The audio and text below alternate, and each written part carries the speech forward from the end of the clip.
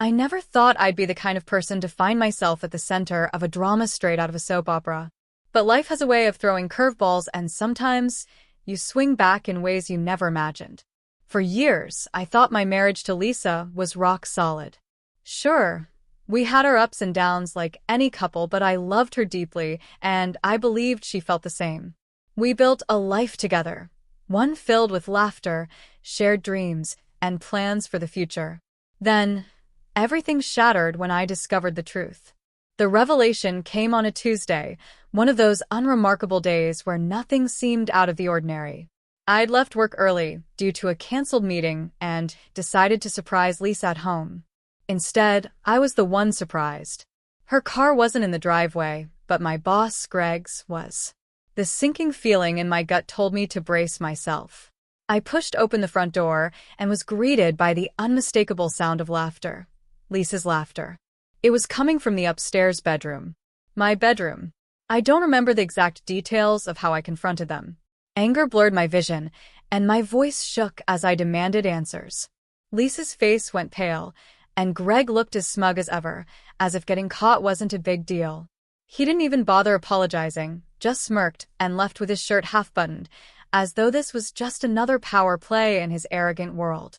Lisa begged for forgiveness, claiming it was a mistake, but I couldn't hear her over the roar of betrayal in my ears. The woman I loved, the person I trusted most, had not only betrayed me, but done so with the man who held the keys to my career. In the days that followed, I plunged into a pit of rage and despair.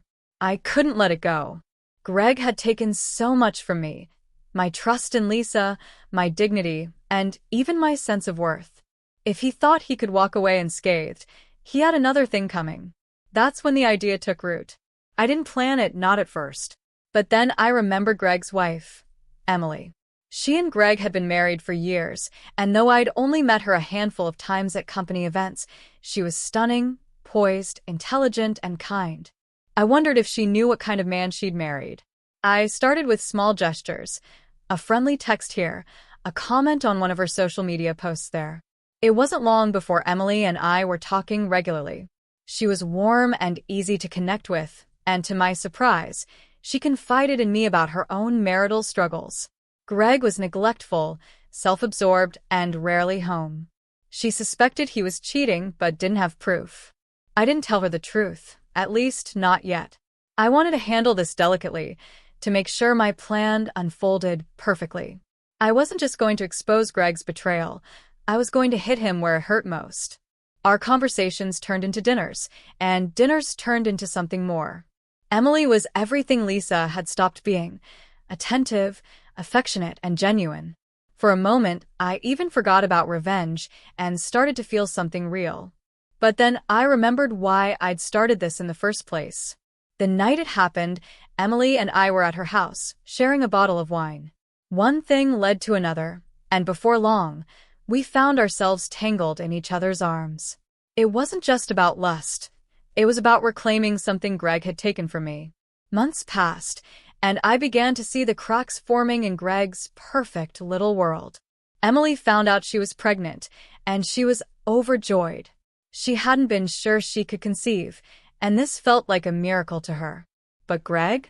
He wasn't thrilled. He suspected something was off, though he couldn't quite put his finger on it. When the truth finally came out, it wasn't subtle. Emily and I sat Greg down and told him everything.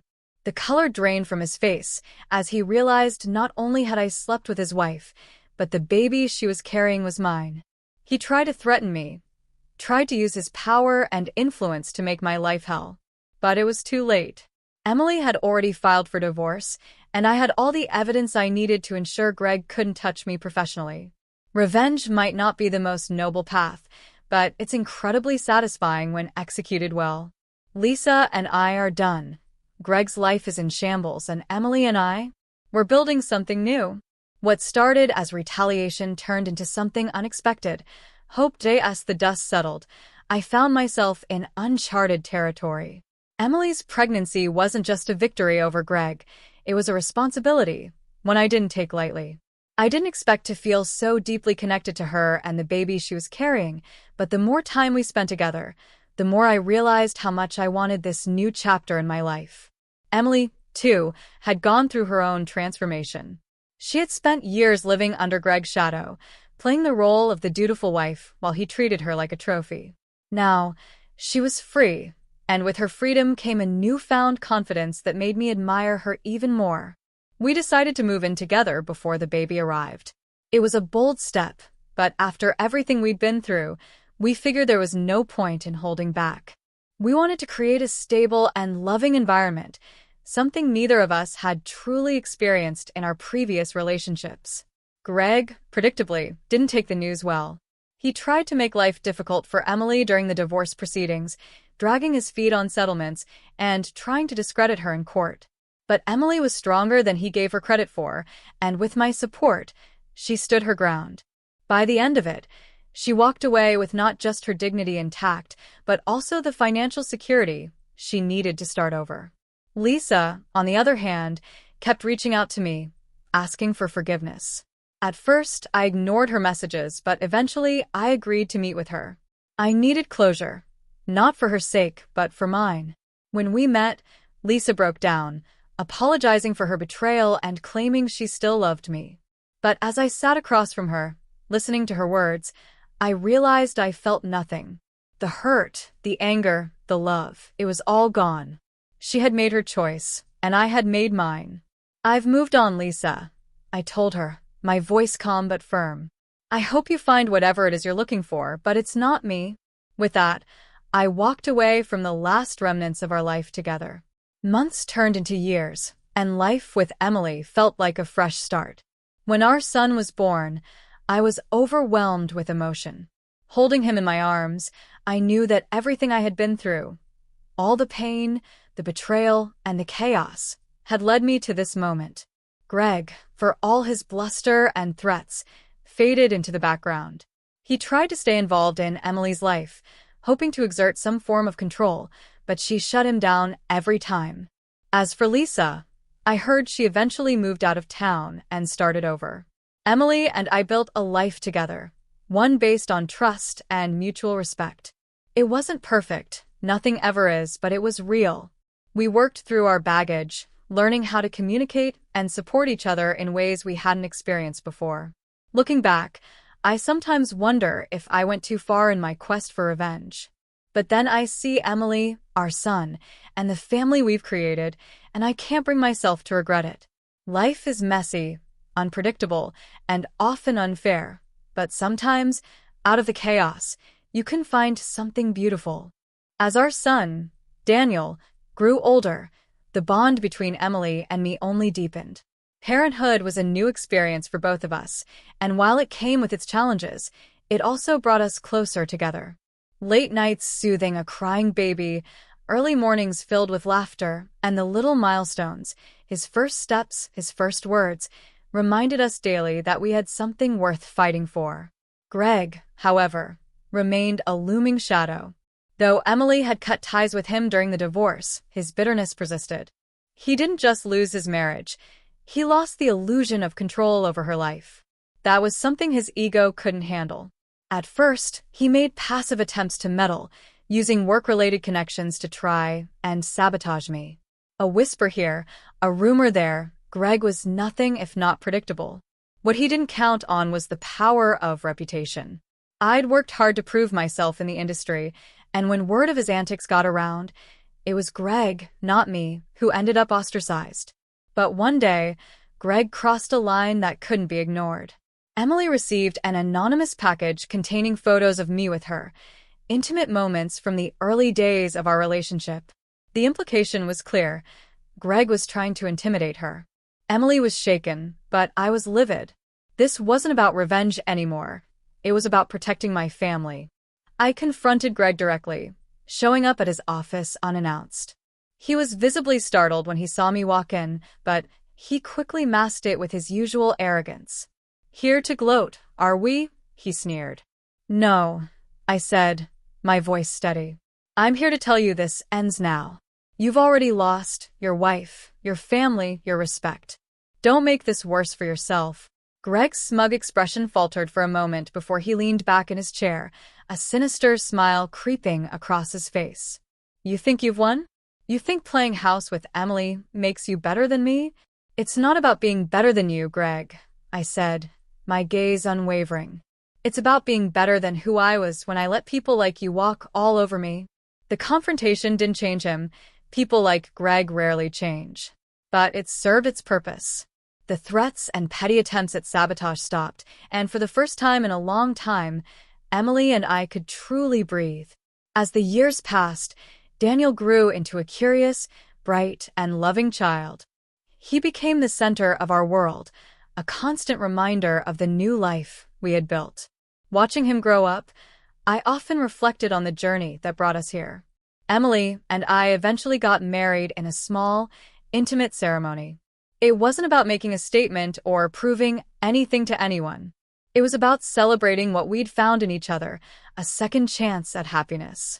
We often joked about the irony of how our relationship began, but deep down, we both knew it was more than chance or revenge that brought us together. It was a shared understanding, a mutual respect, and an unspoken promise to never take each other for granted. Looking back, I realized that the pain and betrayal I experienced weren't the end of my story. They were the beginning of a new chapter. One filled with love, resilience, and the kind of happiness I never thought I'd find again. And as I tucked Daniel into bed at night, with Emily's laughter echoing from the next room, I know I've finally found what I was searching for: peace. As life settled into its rhythm, I found myself reflecting on how far I'd come. The anger and pain that once consumed me had faded, replaced by a sense of fulfillment and purpose.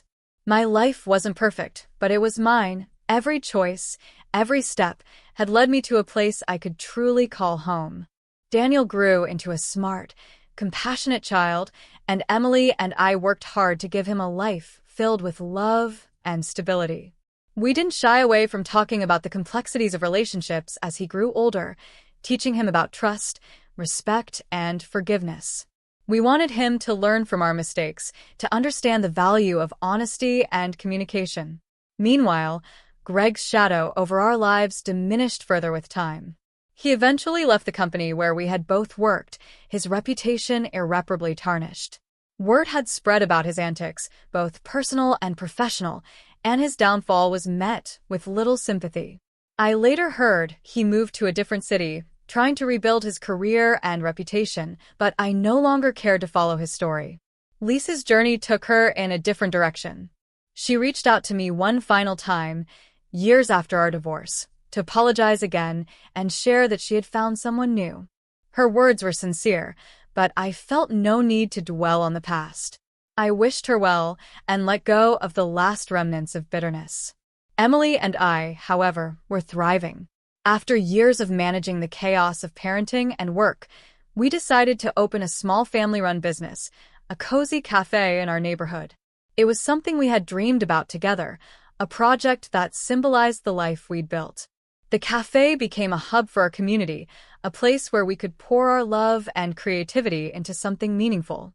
The years passed quickly, and before I knew it, Daniel was heading off to college. Watching him pack his bags and drive away was bittersweet, but Emily and I stood side by side, proud of the young man we had raised.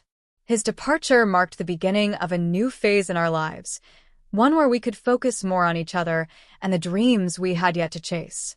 One evening, as we sat on the porch of our home, Emily turned to me, her eyes filled with that familiar warmth. "Did you ever imagine we'd end up here?" she asked, her voice soft. "Not in a million years," I admitted, taking her hand in mine. "But I wouldn't change a thing." She smiled, resting her head on my shoulder as we watched the sun dip below the horizon. In that moment, I realized that while our story began in pain and betrayal, it had blossomed into something beautiful. Life has a way of surprising you, of taking you down paths you never expected. What started as revenge had transformed into love, healing, and a life I wouldn't trade for anything. The past no longer defined me. It was a chapter I'd closed, a lesson I'd learned, and a reminder of how far I'd come. My story wasn't about what I had lost. It was about everything I had gained. And as Emily and I sat together, the future stretched out before us, promising even more happiness, love, and peace. As Emily and I entered this new chapter, life took on a calmer, more reflective pace. With Daniel off at college and the cafe thriving, we found ourselves with time to focus on the things that had always been on the back burner: traveling, hobbies, and simply enjoying each other's company. One of our first adventures was a trip to Italy, a destination Emily had always dreamed of visiting. Walking hand in hand through the cobblestone streets of Florence, sharing gelato under the Tuscan sun, and marveling at the art and history around us felt like a rebirth of sorts. For the first time in years, we weren't balancing chaos or fighting battles. We were just two people in love, rediscovering the joy of being together. On our last night in Venice, as we floated down the canals in a gondola, Emily turned to me with a mischievous grin. "Do you think we'd be here if everything hadn't happened the way it did?" she asked, her voice tinged with curiosity. I thought about it for a moment, then shook my head. Probably not. But maybe that's the point. Life has a funny way of taking you exactly where you're supposed to be, even if the road there is messy. She smiled, leaning into me. I wouldn't trade it for anything. Neither would I. Back home, life continued to surprise us. The cafe became a beloved part of our community, and we poured our energy into making it a place where people could feel at home. Over time, it became a gathering spot for friends, family, and even strangers who would eventually become like family. Daniel visited often, bringing with him the stories and excitement of college life. Watching him thrive reminded us of why we had worked so hard to create a stable and loving foundation for him. He spoke openly about the lessons he'd learned from our family's journey, and I was proud to see how grounded and thoughtful he had become. But life isn't without its challenges, even in the calmest of times.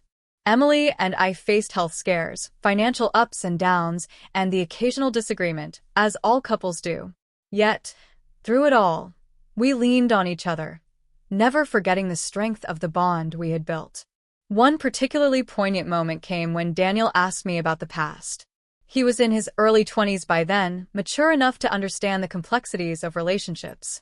"Dad," he said one evening, as we sat by the fireplace, "how did you forgive? I mean, after everything with Mom and Greg, how did you move forward?" I paused, searching for the right words. "It wasn't easy," I admitted. At first, I held on to the anger because it felt like the only thing keeping me going. But over time, I realized that holding on to it was only hurting me. Forgiveness doesn't mean forgetting or excusing what happened. It means deciding that your peace is more important than your pain. Daniel nodded thoughtfully. "Do you regret anything?" I smiled, shaking my head. "No."